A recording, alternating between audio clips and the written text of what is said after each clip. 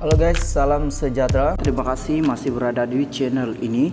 Bagi mereka yang baru bergabung di channel ini, silakan subscribe, like, comment, share supaya Anda tidak akan ketinggalan info-info yang saya akan sampaikan di channel ini.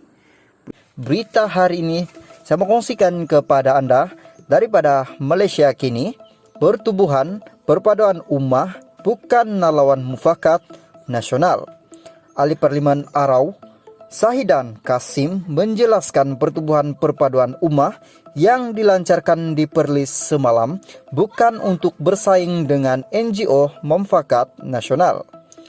Bercakap pada sidang media di Arau semalam, Sahidan berkata NGO itu menerima kelulusan daripada Jabatan Pendaftaran Pertubuhan Malaysia ROS pada 29 Desember lalu dan bertujuan menyatukan rakyat Malaysia tanpa mengira parti.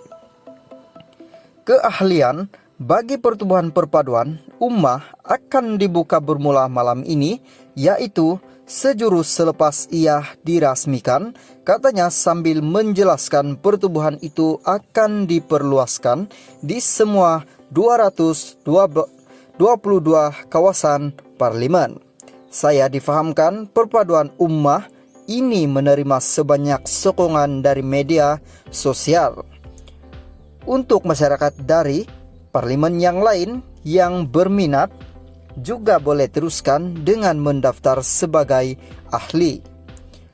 Alamat individu berkenaan akan ditentukan di parlimen mana mereka akan berada, katanya lagi, seperti dipetik Awani online hari ini. Turut hadir dalam sidang media tersebut adalah Menteri Besar Perlis Muhammad Sukri Ramli. Mengulas lanjut, Sahidan berkata, pertubuhan perpaduan ummah bukan ditubuhkan untuk bersaing dengan mufakat nasional dan dia sendiri tiada masalah dengan pergerakannya. Anwar Musa, tak ada masalah di antara saya dan Anwar. Mufakat nasional juga NGO, perpaduan ummah adalah NGO. Cuma kami Perikatan Nasional di Perlis di dalam poster pilihan raya sudah tulis perpaduan ummah negeri lain semua gunakan PN base. Tetapi kami tambah perpaduan ummah kerana sudah tidak mampu melihat perpecahan yang berlaku. Sesiapa sahaja jika hendak masuk, kedua-dua NGO ini pun tidak apa-apa. Tiada ada masalah, kata Sahidan. Sahidan yang juga bekas Menteri UMNO berkata, pertubuhan perpaduan ummah akan menekankan kebajikan dan manifesto pilihan raya umum lalu.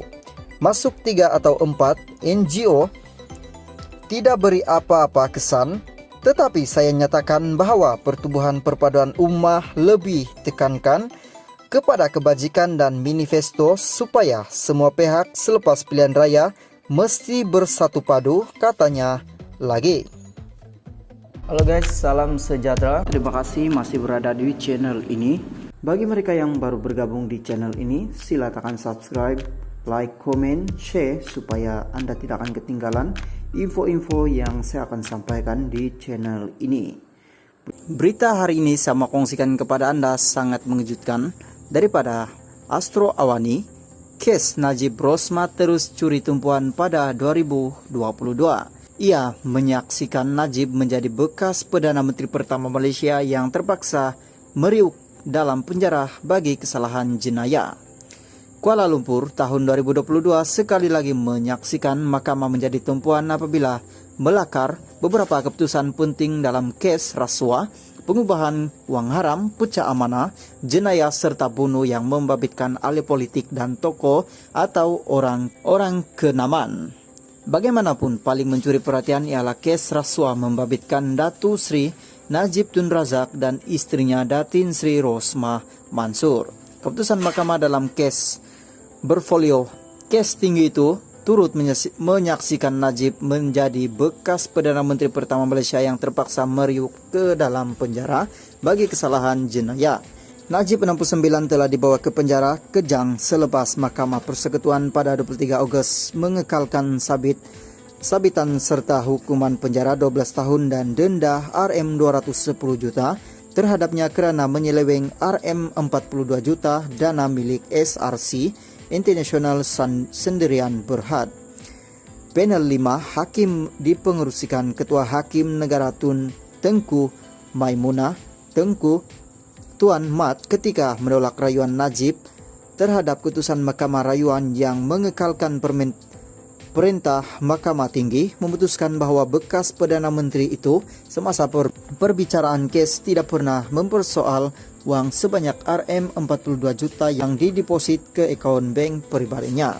Seminggu selepas itu, isteri Najib pula mencuri tumpuan apabila Mahkamah Tinggi menjatuhi hukuman penjara 10 tahun dan denda Rm970 juta. Selepas mendapati beliau bersalah atas 3 pertuduhan rasuah membabitkan projek solar bernilai Rm1.25 bilion untuk 369 sekolah luar bandar di Sarawak. Mahkamah turut memerintahkan Rosmah 70 dipenjara 30 tahun jika gagal membayar denda. Bagaimanapun Mahkamah membenarkan permohonan beliau untuk menangguhkan pelaksanaan hukuman sementara menunggu rayuan. Rosmah turut berhadapan pertuduhan membabitkan kes pengubahan wang haram dan mengelak daripada membayar cukai. Mahkamah Tinggi telah menetapkan 12 Mei tahun depan untuk perbicaraan. Sementara itu, Najib berhadapan 4 kes penyelewengan wang sebanyak Rm2.3 bilion dana milik satu Malaysia Berhad 1 MDB menggunakan kedudukannya untuk memindah laporan audit 1 MDB pecah amanah jenayah berjumlah Rm6.6 bilion berhubung pembayaran kepada International Petroleum Company IPIC dan pengubahan wang haram membabitkan dana SRC International sebanyak Rm27 juta. Mahkamah Tinggi telah menetapkan 30 Januari tahun depan untuk memutuskan sama ada Najib dan bekas Ketua Pegawai 1MDB Arul Kanda akan dibebaskan daripada pertuduhan atau diperintah membela diri. Satu lagi kes tinggi yang meraih perhatian umum ialah kes timbalan Perdana Menteri Datuk Seri Dr. Muhammad Ahmad Zahid Hamidi membabitkan sistem visa asing apabila Mahkamah Tinggi Shah Alam pada 23 September membebaskan beliau daripada 40 pertuduhan menerima rasuah di akhir kes pendakwaan. Hakim Datuk Muhammad Mustafa membebaskan Ahmad Zahid yang juga Presiden UMNO selepas mendapati pendakwaan gagal membuktikan kes prima facie bagi semua pertuduhan apabila mereka gagal membuktikan elemen terpenting iaitu penerimaan wang rasuah dan